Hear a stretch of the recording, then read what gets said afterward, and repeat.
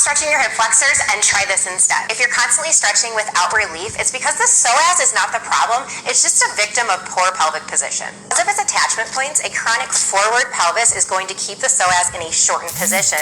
If we can... Well, I finally got around to filming part 2 for hip flexors like 2 weeks later. If you haven't noticed, that's the trajectory of my life right now. And I thought it was a good thing to remind you and myself to stop comparing yourself to others, because it doesn't help. Just focus on where you're at with your fitness journey, with your pelvic floor, with connecting to breathing, because your situation is never going to be the same as somebody else's. And I've been telling myself that because I've been frustrated. I haven't been able to spend time on creating content or my pelvic floor program like I've wanted to because of, my husband was on vacation last week and we were spending time, and the kids are on spring break and there's been stuff going on. And I watch other people on this app and it makes you compare yourself, and it's like, they have no kids. They have a full team of people working for them. Like, all these other things that are not even on the same level of comparison. Yeah, it's so easy to fall into that trap. So don't. Anyways, let's talk about hip flexors really quick, because I feel like chronic hip flexor issues are so common when you see people with pelvic floor and core stuff.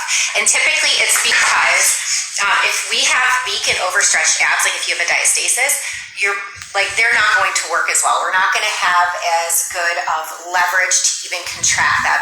Typically because a lot of people fall into an anterior pelvic tilt. And an anterior pelvic tilt is not inherently bad, and majority of the population falls into that. The problem is when you cannot move out of it ever.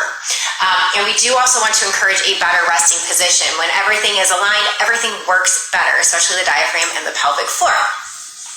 So if you don't have a core that's creating stability for the spine, guess what? Something else is going to do it. So if the psoas is working harder, or it's in a position that it's just maintaining that position all the time, it can hurt because of that.